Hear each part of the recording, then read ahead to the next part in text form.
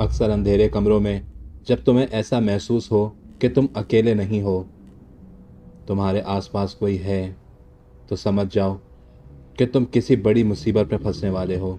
ये कोई वहम नहीं है और ना ही ये कोई हवा का झोंका है। ये एक मौजूदगी है जो तुम्हें अपने काबू में करना चाहती है, जो उस वक़्त तुम्हें दिखाई नहीं देती, लेकिन ये हर एक पल तुम्हारे साथ होती है, जिसे सिर्फ तुम्हारा दिमाग और तुम्हारी रूह महसूस कर सकती है। आज मैं तुम्हें ऐसी ही एक दुनिया में लेके जाऊंगा जहां तुम अपने डर के रूबरू होगे। मेरा नाम है अहमद अली और आप देख रहे हैं स्टोरी टाइम। चैनल पर आने वाले तमाम नए सारिफिन से रिक्वेस्ट करूंगा कि वो हमारी वीडियो को लाइक और चैनल को सब्सक्राइब ज़रूर कीजिएगा, ताकि आने वाली तमाम नई वीडियोस के नोटिफिकेशन आपको बाआसानी मौसूल होते रहें। मौजू का आगाज़ करने से पहले आपसे रिक्वेस्ट करूंगा कि एक बार आयतल कुर्सी ज़रूर पढ़िएगा। आज की ये कहानी फैसल नाम के एक लड़के की है, जो ज़्यादातर बाज़ार जाया करता था और वहाँ से पुरानी चीज़ें कलेक्ट किया करता था। कभी पुराने कॉइन्स, तो कभी पुरानी किताबें, और कभी कभार कुछ पुराने फर्नीचर ख़रीद के लाया करता था। उसका कहना था कि हर एक पुरानी चीज़ के साथ कोई ना कोई वाक़या या कोई ना कोई कहानी जुड़ी हुई होती है, और वो हमेशा ऐसी किसी वाक़यात की तलाश में रहता था। एक शाम फैसल सदर के एक पुराने बाज़ार में गया। वहाँ की गलियाँ काफ़ी तंग थीं और हमेशा की तरह लोगों से भरी हुई थी। उस शाम उसे वहाँ से एक अजीब सी स्मेल महसूस हो रही थी। उस बाज़ार में एक दुकान थी जहाँ से वह पहले भी किताबें खरीद चुका था।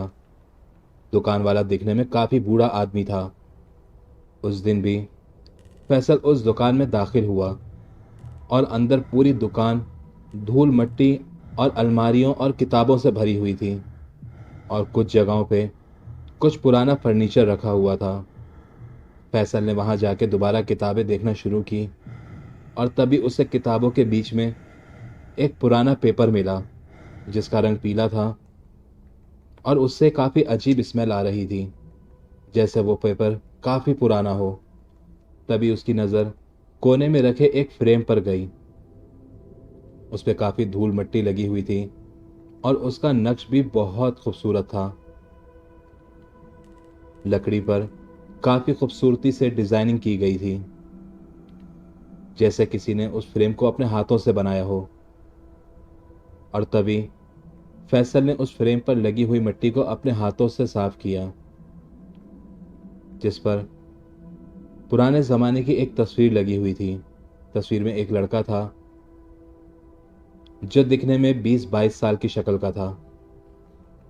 सफ़ेद कपड़े पहने हुए थे, खामोश चेहरा, और आंखें सीधा कैमरे की तरफ थीं। लेकिन सबसे अजीब बात यह थी, उसके चेहरे पे कुछ अजीब सा खौफ था।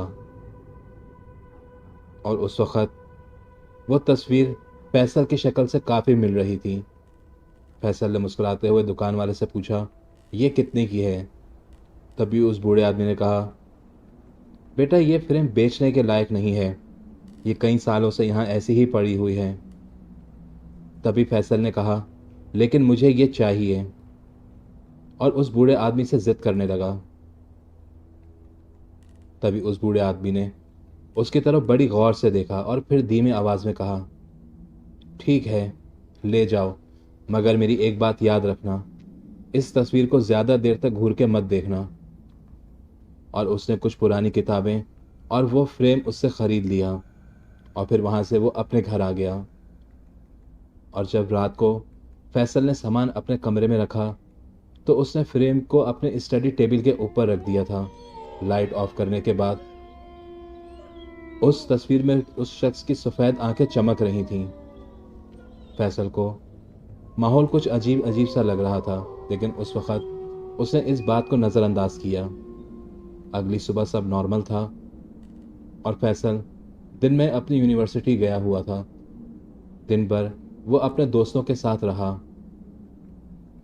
जब रात को वो अपने घर वापस आया, तो उसने तस्वीर की तरफ देखा तो उसे कुछ अजीब महसूस हो रहा था। ऐसा लग रहा था कि वो तस्वीर आहिस्ता आहिस्ता फैसल की शक्ल की होती जा रही है। पहले तो उसने सोचा कि शायद ये मेरा वहम होगा। फिर उसने जब उस तस्वीर को गौर से देखा तो मन ही मन कहने लगा, हाँ, वाकई में ये शक्ल तो बिल्कुल मुझसे मिल रही है। फैसल ने इस चीज़ के बारे में ज़्यादा नहीं सोचा और खुद से कहने लगा, पुरानी तस्वीर है, लगता है ये मेरी आंखों का धोखा है। मगर दिन ब दिन वो तस्वीर बदलती जा रही थी। हर रात जब फैसल लाइट ऑफ करके सोता तो उसे लगता फ्रेम के अंदर वाला चेहरा उसे देख रहा है। धीरे धीरे उसकी स्किन, आंखें और उसकी मुस्कुराहट बिल्कुल फैसल जैसी होते जा रही थी।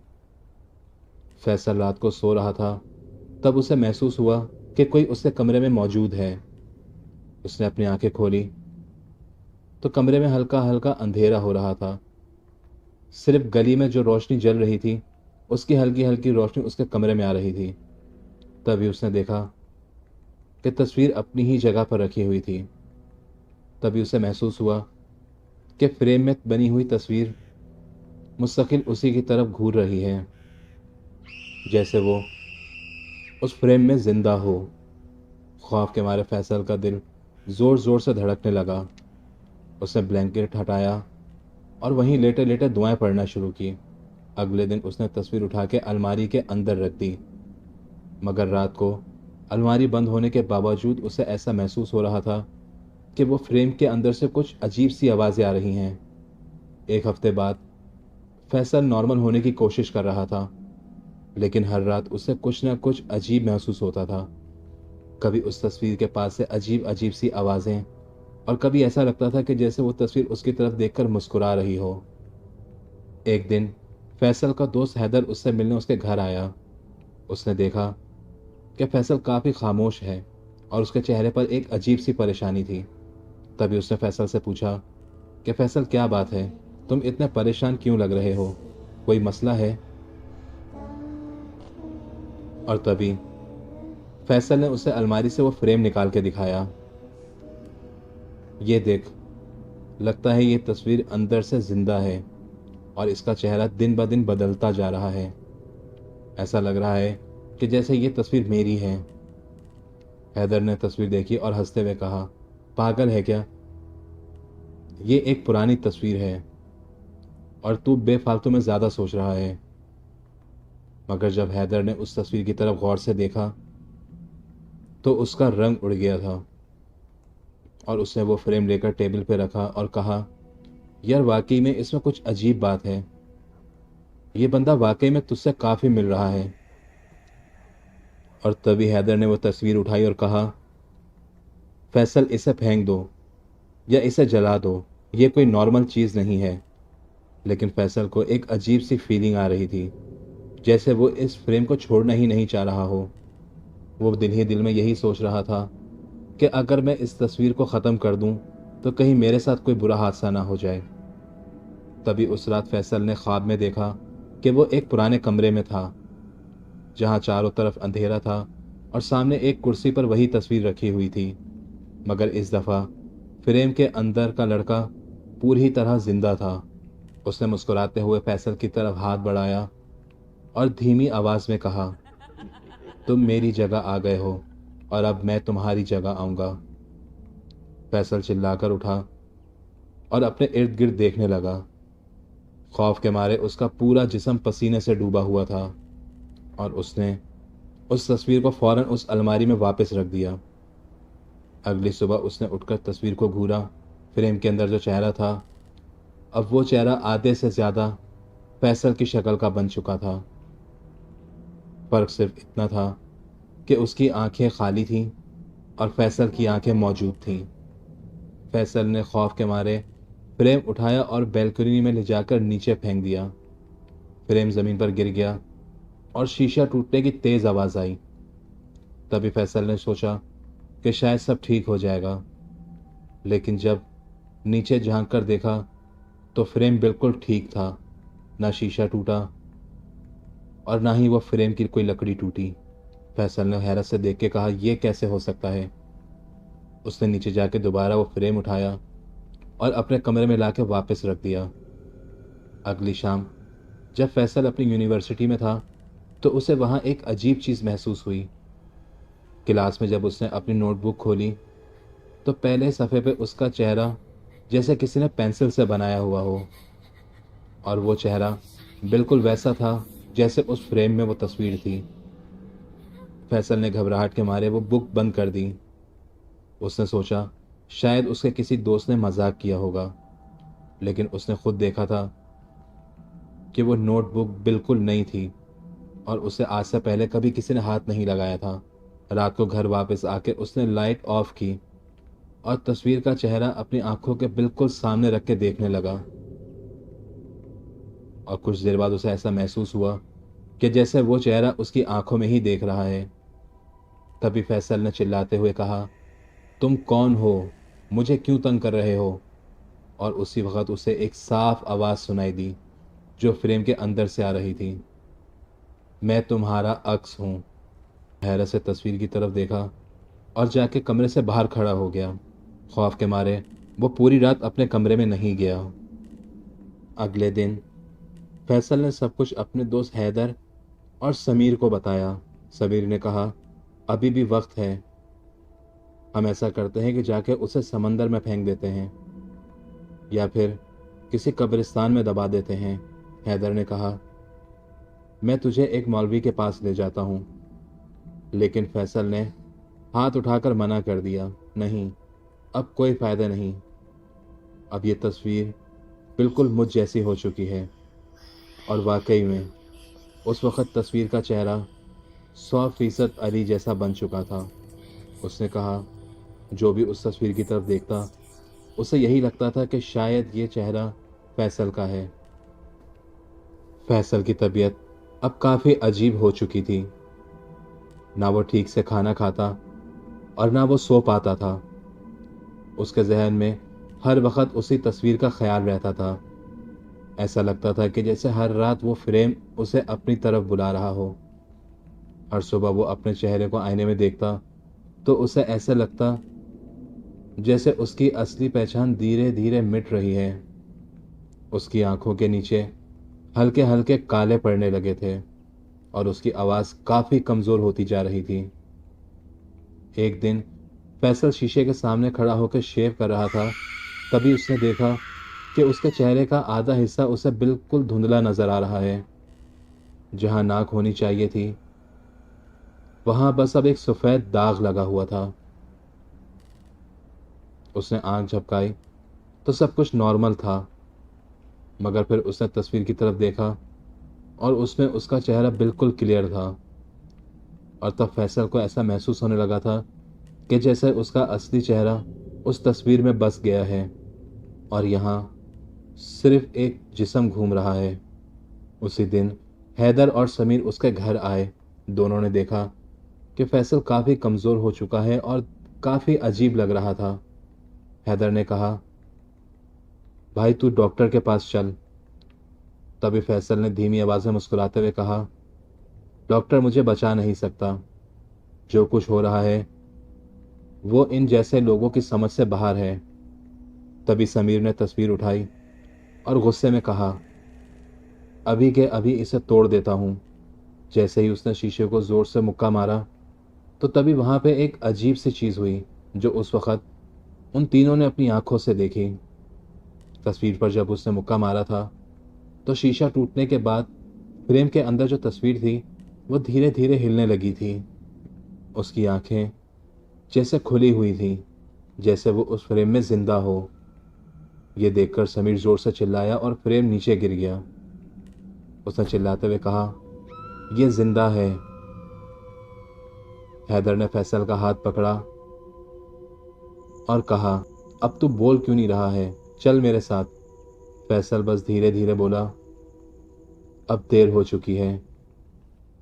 उस रात फैसल खुद उस तस्वीर के सामने बैठ गया। उसने लाइट ऑफ कर दी और सिर्फ एक मोमबत्ती जलाई। फ्रेम में उसका हमशक्ल बिल्कुल सीधा उसकी तरफ देख रहा था। धीरे धीरे उसका हमशक्ल उसी की तरह मुस्कुराने लगा था। तभी धीमी आवाज में उसने कहा, अब वक्त आ गया है। फैसल का दिल जोर जोर से धड़कने लगा। वो भागना चाह रहा था मगर उसके पैर जमीन पर जैसे जम से गए थे। उसकी आंखों के सामने अंधेरा छाने लगा था। उसने देखा कि उस तस्वीर से कोई धीरे धीरे उसकी तरफ बढ़ रहा है और उसके हाथ फैसल की तरफ बढ़ रहे थे।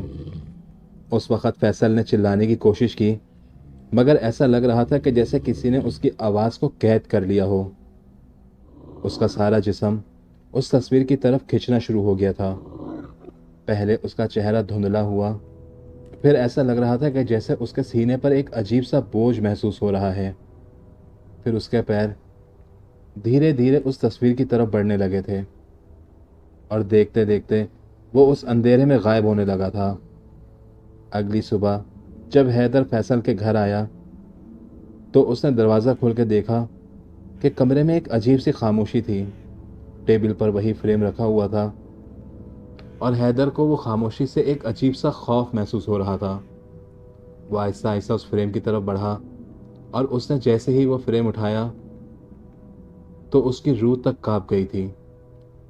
फ्रेम के अंदर अब बिल्कुल फैसल जैसा शख्स जिंदा था और ऐसा लग रहा था कि वो धीरे धीरे हिल रहा है। उसकी आंखें हैदर की तरफ देख रही थी और उसके होंठों पर वैसी ही मुस्कुराहट थी जैसे हमेशा फैसल के चेहरे पर होती थी। वो उस तस्वीर की तरफ देखे जा रहा था और देखते ही देखते उस तस्वीर ने उसके सामने पलक झपकी। ये देखकर हैदर का पूरा जिस्म कांप गया। खौफ के मारे उसके हाथ से तस्वीर गिरी और वो वहां से भाग गया। कुछ दिनों बाद पुलिस ने घर की तलाशी ली। उन्हें सिर्फ कुछ पुरानी किताबें और एक डायरी मिली। डायरी के आखिरी सफ़े पे कुछ लफ्ज़ लिखे हुए थे। ऐसा लग रहा था कि जैसे वो लिखाई कोई पुरानी इंक से नहीं बल्कि अभी नई इंक से किसी ने लिखा हो। मेरा नाम फैसल है, मैं ज़िंदा हूँ, मगर इस तस्वीर के अंदर जो भी देखेगा तो वो ये बात समझ ले कि अगला नंबर उसका होगा। लोगों का कहना है कि आज तक वो फ्रेम सदर के उसी दुकान में पड़ा हुआ है।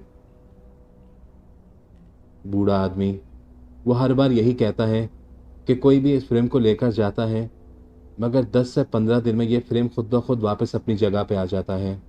तारीख में ऐसी चीज़ें भरी पड़ी हैं जिनको हमेशा से शरापित कहा जाता है। कुछ गुड़ियाँ, कुछ घड़ी, कुछ खिलौने तो कुछ कुर्सियाँ। जिन चीज़ों का ताल्लुक कहीं ना कहीं इन गैर मराई मखलूक से जुड़ा हुआ है। हम हमेशा इन चीज़ों को एक मजाक समझते हैं या एक कहानी समझ लेते हैं और चल पड़ते हैं एक ऐसे सफ़र पे जहां हम अपने लिए एक मुसीबत खड़ी कर लेते हैं। मेरी आप सबसे रिक्वेस्ट है कि ज़िंदगी में कभी आप अगर ऐसी किसी चीज़ को देखें तो उससे कभी उलझिएगा मत, क्योंकि वो अपना मकसद पूरा कर लेगी और आपकी ज़िंदगी हमेशा के लिए बर्बाद हो जाएगी। उम्मीद करता हूँ आपको आज की कहानी पसंद आई होगी।